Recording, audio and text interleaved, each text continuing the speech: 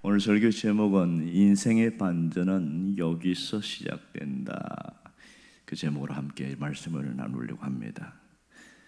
지금 우리나라에서 가장 사회적인 문제가 되는 게 뭐냐면 울분과 분노입니다.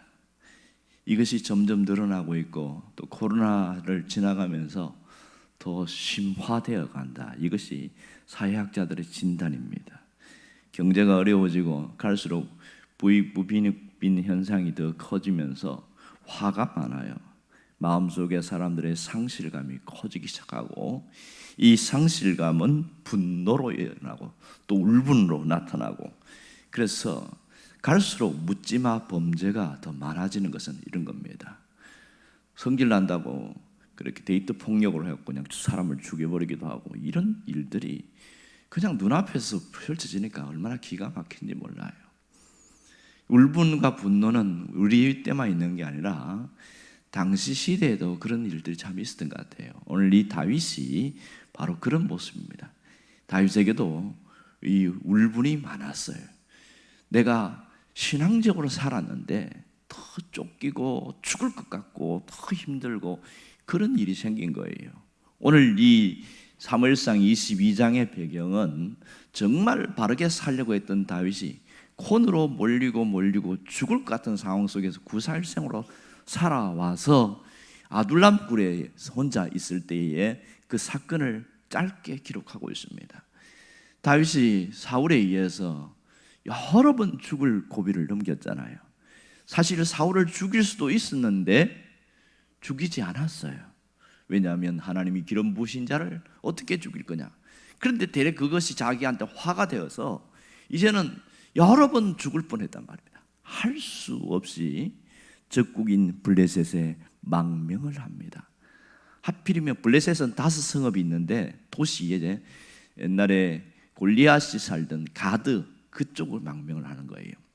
그런데 거기에 있는 신하들 중에서 여러 십몇 년 전에 있었던 그 골리앗을 죽인 다윗이라는 것을 이 사람 알아보는 신하들이 많이 있었습니다.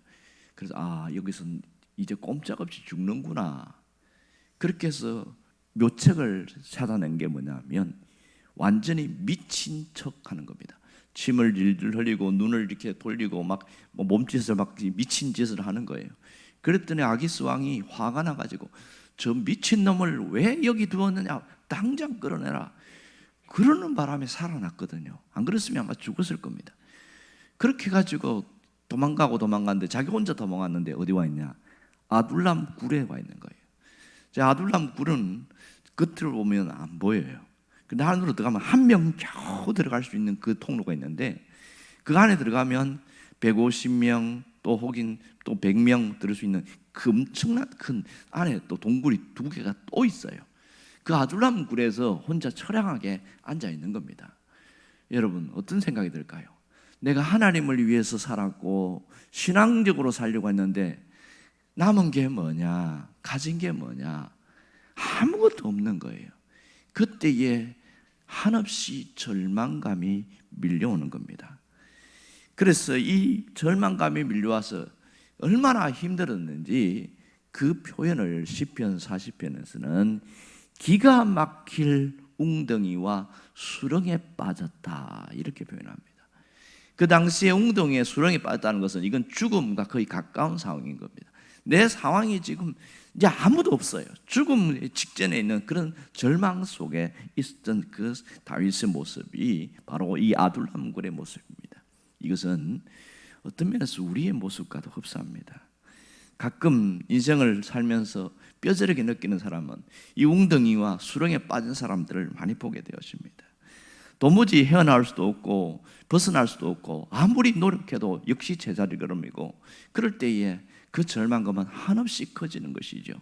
그래서 결혼을 안 하려고 하고 결혼해도 아이를 안 낳으려고 하는 현상들은 바로 이것 때문에 그렇지 않습니까? 청년만 그런 것이 아니라 결혼한 사람들도 행복이라는 것이 없는 거예요. 갈수록 내 삶은 빠듯하고 힘들고 어렵기만 하니까 이게 뭐냐? 그리고 신앙적으로 살면 하나님의 도우심이 있을 것이라는 한 신랄 같은 기대감 때문에 더 신앙적으로 살는데 역시나 삶의 현실은 나아지지 않는 거예요. 너무너무 힘들고 어려운 상황들은 반복되어지고 이게 뭔가 그런 어려움 속에 생깁니다. 사람이 한번 마음이 낙심과 상실감이 오면요, 정신적, 정서적, 육체적으로 모든 것이 하나씩 하나씩 무너지기 시작합니다. 이 웅덩이와 수렁의 특징은 뭐냐면 예측할 수 없다는 것에 있다는 거예요. 예측이 안 돼요. 갑자기 밀려오는 그런 어려움에 준비할 수 있는 시간적 여유가 없어요. 그래서 너무너무 고통스러운 것이죠. 이런 것도 한두 가지가 아니라 여러 개가 복합적으로 밀려올 때에 사람이 살 수가 없는 거죠. 여러분, 사람이 어렵다고 절망하는 게 아니에요. 사람이 돈이 없어서 죽는 게 아닙니다. 마음이 무너지기 때문에 일어날 수 없기 때문에 그렇게 되어지는 경우가 대다수입니다. 그러면 이 힘겨운 상황 속에서 다윗은 어떻게 빠져나왔을까? 분명히 보면 오늘 성경에는 다윗이 그 과정에서 어떤 방법으로 빠져나온지는 얘기를 안 해요. 결과만 이야기를 하고 있어요. 그냥 뭐 저절로 되었나 보다 이렇게 생각되는데 이 짧은 1절과 2절 사이에 어마어마한 사건들이 있었습니다.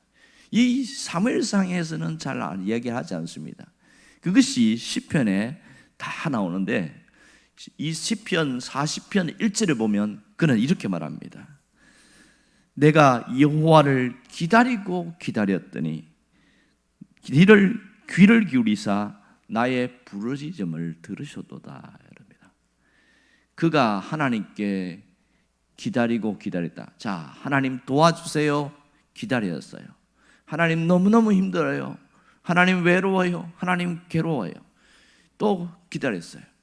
한참 동안에 하나님이 귀를 기울였다는 것은 드디어 응답이 왔다는 거예요. 그러면 그가 기도한 시간과 응답이 온 그 시간에 간격이 있겠지요.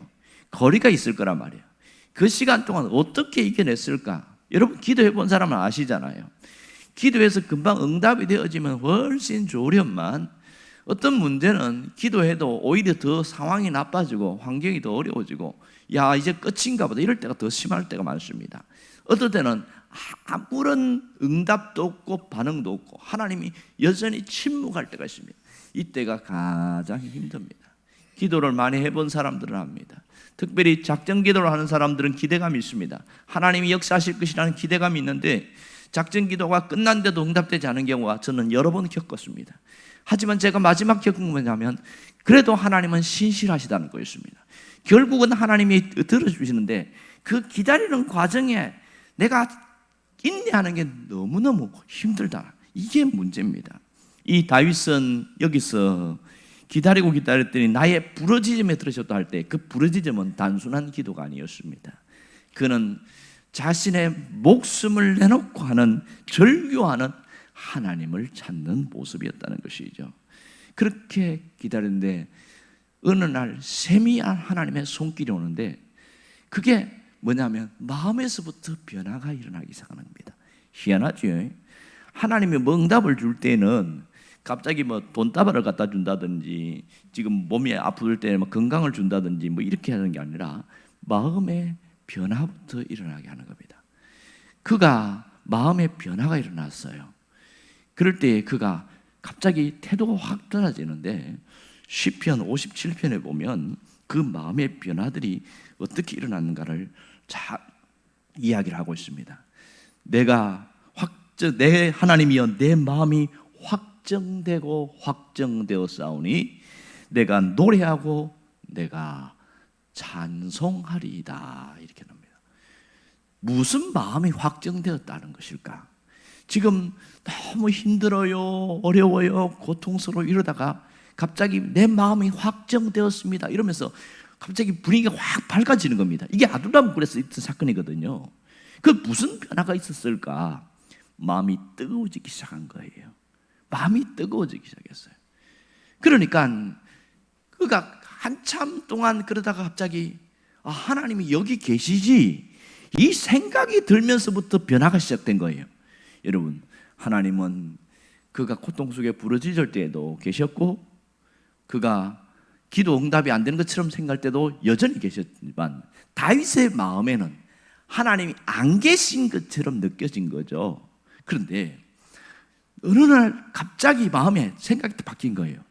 하나님은 어디에나 계시잖아. 하나님은 지금 여기도 계시잖아. 이런 생각이 딱 밀려오면서 마음이 뜨거워지기 시작한 거예요. 그러면서 그 입술에 뭐가 나오냐면 찬송이 나오기 시작하는 겁니다. 찬송이 나오고 노래가 막 나오면서, 그리고 가만히 자기의 삶을 하나씩 돌아보면서 야, 이게 죽을 뻔했는데 이때 살린 것은 하나님이시구나. 그걸 자꾸 찾아내기 시작하는 거예요. 그걸 찾아내다 보니까 입술에 뭐가 나올까요? 감사함이 나타나기 시작한 겁니다. 이 아둘람 굴에서 아무도 없는 상황 속에서 하나님과의 만남이 그의 인생에 굉장한 획을 긋는 중요한 시기였습니다. 어느 기간 동안 아무도 없었습니다. 어쩌면 먹을 것도 없어서 겨우 그 안에 있는 물이나 먹고 있는, 그렇게 하면서 금식을 했을 수도 있어요. 왜냐하면 나갈 수가 없으니까. 그러면 죽으니까. 그런 위기 상황 속에 있을 때에 그를 견디게 했던 힘은 마음이 뜨거워진 거예요. 무슨 마음? 하나님이 여기 계신다는 그 마음이 확 들면서 이겨낸 힘이 생긴 겁니다. 하나님은 지금 내 음성을 듣고 계신다는 거예요. 하나님은 지금 아무도 없지만 함께 하신다는 그것이 자기에게 강력하게 이길 수 있는 힘이 되었습니다. 그러니까 마음이 갑자기 불안함이 떠나가기 시작하고요, 두려움이 밀려왔던 것이 사라지기 시작합니다. 혹시 여기도 들어와서 나를 죽이지 않을까 하는 그 두려움이 밀려갔습니다.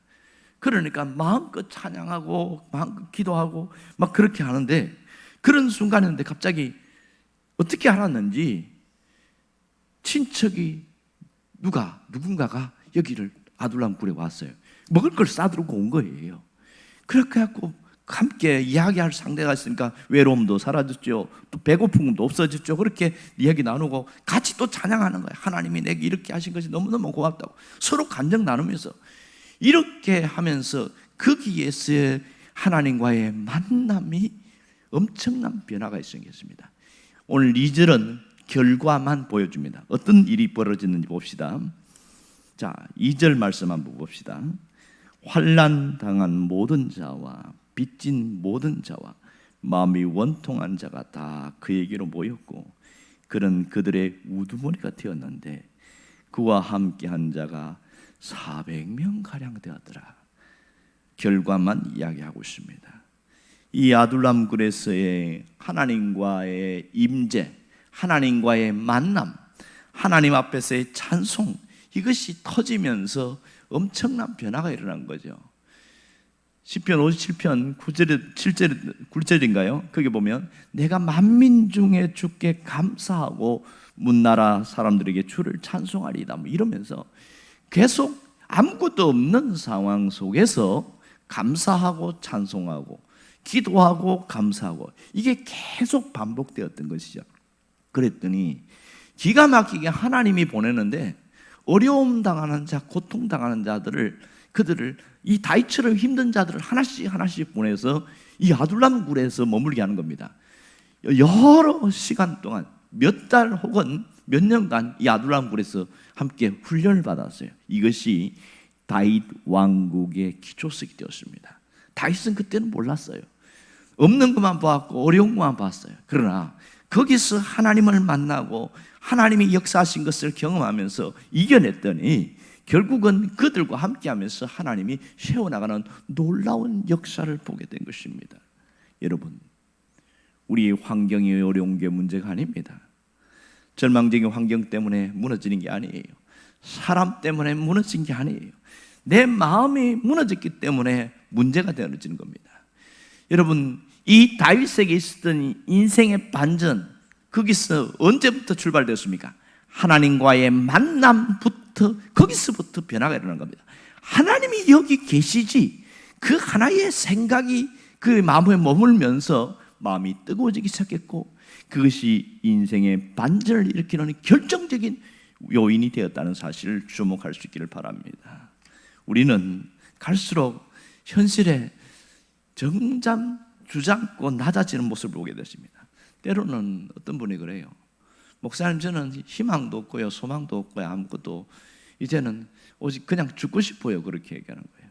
왜 죽고 싶은가 보니까 뭐 이유가 다 있어 보니까 가족도 떠나가고 몸은 병들었지, 가진 것은 없지, 뭘 자기가 잘못 살아왔기 때문에 나타난 결과기는 한데, 그런데 다 인간적으로 보니까 죽을만 해요.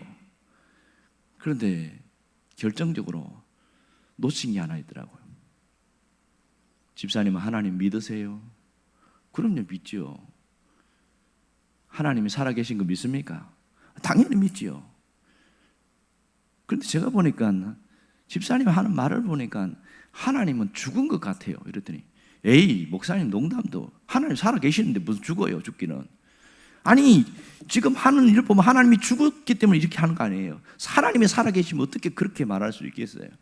다 무너져도 하나님이 함께하면 누구든 일어날 수 있습니다. 이러면서 처음에는 약간 훈계하다가 나중에는 격려해주고, 하나님은 살아계십니다, 하나님은 함께하십니다, 막 이야기를 했더니 울어요. 울어. 다 떠나고 혼자인 줄 알았는데 하나님은 나와 함께 하시는구나, 하나님은 함께 하시는구나. 이분이 뭐라고 했냐면 자기가 키우던 강아지도 죽어버렸대. 그래서 내 곁에는 아무도 없대, 아무도. 그래서 나도 죽고 싶다는 거예요. 하나님을 놓쳐버린 거예요.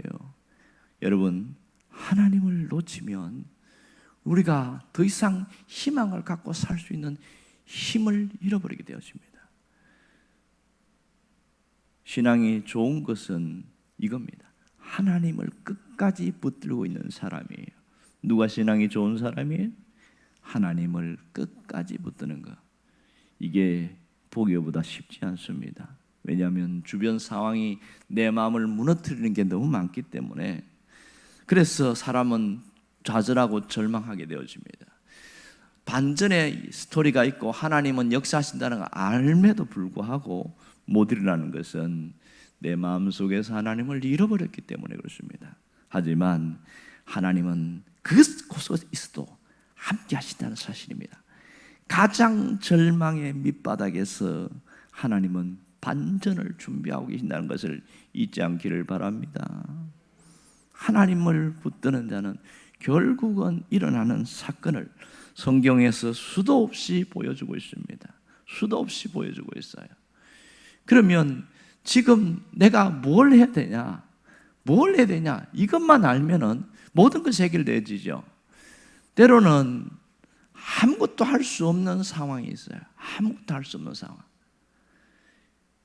그러면 하나님이 내게 뭘 원하실까를 곰곰이 생각해 보면 돼요. 곰곰이. 아픈 사람은 내가 그래도 움직일 수는 있잖아. 그래서 뭔가 할 수 있는 뭔가 하나를 찾아서 하려고 하고요. 그리고 아직까지 건강하고 아직까지 젊고 아직까지 그렇게 힘이 있는 사람은 하나님이 지금 뭔가 하기를 원하는 이거 시작하면 되거든요. 하나님이 원하는 것은 대단하거나 큰 것이 아니라 지금 해야 될 것, 그것을 포기하지 않고 묵묵히 감당하면 결국은 하나님은 거기서 반전을 일으키시는 것을 보게 되어집니다. 시편에 보면 이런 표현이 나오죠. 울며 씨를 뿌리는 자는 기쁨으로 단을 거두리로다. 저는 씨를 뿌리는데 왜 울면서 씨를 뿌렸을까? 이런 생각을 했어요.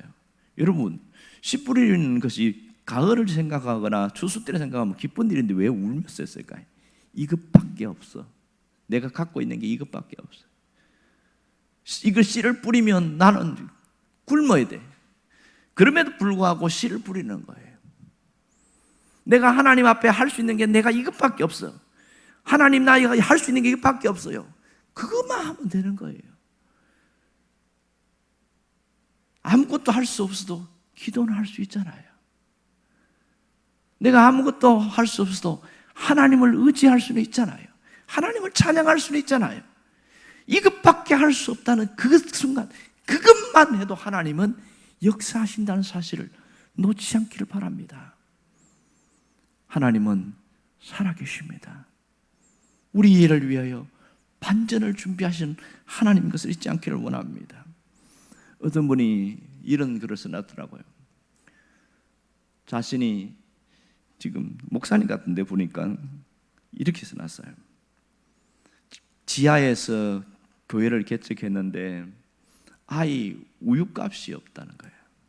그리고 곰팡이 냄새 나는 데서 애는 울고 성도는 오지 않고, 내가 할 수 있는 것은 하나님을 의지하는 것밖에 없다.